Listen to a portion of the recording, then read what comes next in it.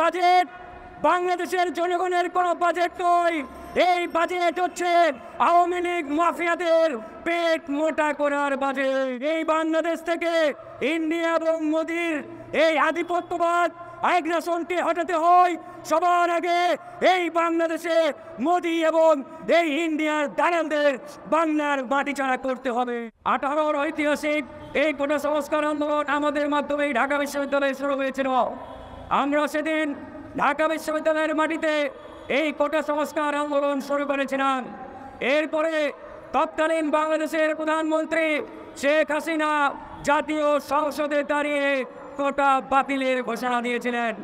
কিন্তু আজকে দুর্বিসন্ধিমূলকভাবে এই কোটা হাইকোর্টকে ব্যবহার করে আবারও চালু করার একটি পায়তারা আওয়ামী লীগ শুরু করেছে। অনেকে এটা নিয়ে অনেক মন্তব্য করেন, কিন্তু আমরা পরিষ্কারভাবে দেখতে পাচ্ছি এই কোটা পুনর্বহনের পিছনে এই অবৈধ আওয়ামী সরকার, তাদের যে বড় বড় দুই মাফিয়া ছিলেন বেনজির আহমেদ এবং সেনাবাহিনীর সাবেক প্রধান জেনারেল আজিজের যে কুকর্ম ইতিমধ্যে বেরিয়ে এসেছে, এই কুকীর্তিমূলকে ঢাকার একটি পায়তারা শুরু করেছে। প্রিয় বন্ধুগণ, তারপরে আমরা দেখলাম এই ডামি সরকার গতকালকে জাতীয় বাজেট দিয়েছে। এই বাজেট বাংলাদেশের জনগণের কোনো বাজেট নয়।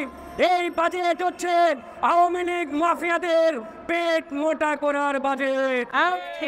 এই বাজেটে আপনারা দেখেছেন যারা ওই আজিজ বেনজিরের মতো হাজার হাজার কোটি টাকা লুটপাট করে কালো টাকার পাহাড় বানিয়েছে।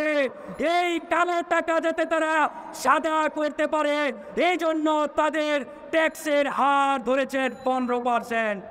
আর সাধারণ জনগণ যারা মাথার ঘাম পায়ে ফেলে উপার্জন করে তারা টাকা সঞ্চয় করবে, তাদের জন্য ট্যাক্সের হার ধরা হয়েছে 30%।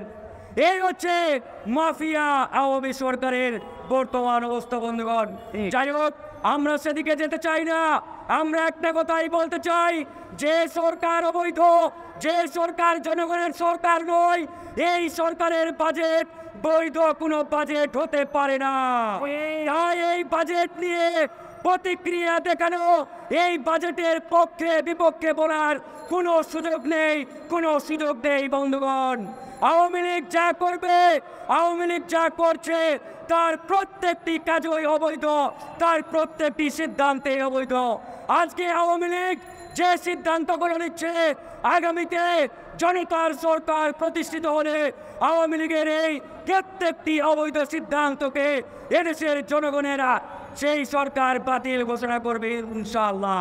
প্রিয় বন্ধুগণ, ইতিমধ্যেই আমরা এই ইন্ডিয়া হটাও বাংলাদেশ বাঁচাও আন্দোলন শুরু করেছি।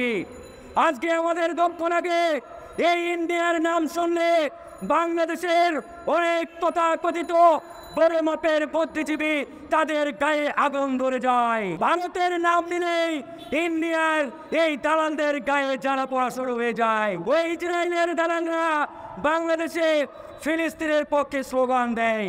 ওই ইন্ডিয়ার ওয়ের দালালেরা যখন বাংলাদেশে ইন্ডিয়ার বিরুদ্ধে কথা বলে, আমাদের বুঝতে বাকি থাকে না এদের মাধ্যমে আন্দোলন নয়, এরা শেখ হাসিনাকে ক্ষমতায় রাখার এজেন্ডা বাস্তবায়ন করে যাচ্ছে। এই বন্ধুগণ, আজকে যদি এই বাংলাদেশ থেকে ইন্ডিয়া এবং মোদির এই আধিপত্যবাদ আগ্রাসনকে হটাতে হয়, সবার আগে এই বাংলাদেশে মোদি এবং এই ইন্ডিয়ার দালালদের বাংলার মাটি ছাড়া করতে হবে।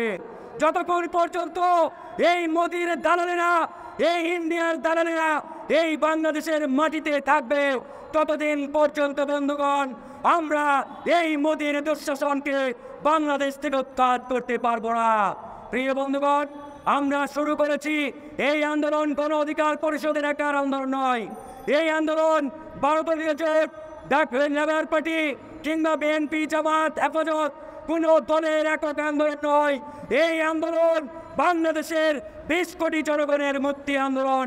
তাই আমরা দলমত নির্বিশেষে সবার প্রতি উদাত্ত আহ্বান জানাই, যদি বাংলাদেশের মুক্তি চান, এদেশের মুক্তি চান, আসুন সবার আগে ইন্ডিয়াকে না বলি, ভারতকে না বলি, যতক্ষণ না পর্যন্ত এই ইন্ডিয়াকে না বলতে পারি ততক্ষণ পর্যন্ত এদেশের মানুষ মুক্তি পাবে না বন্ধুগণ।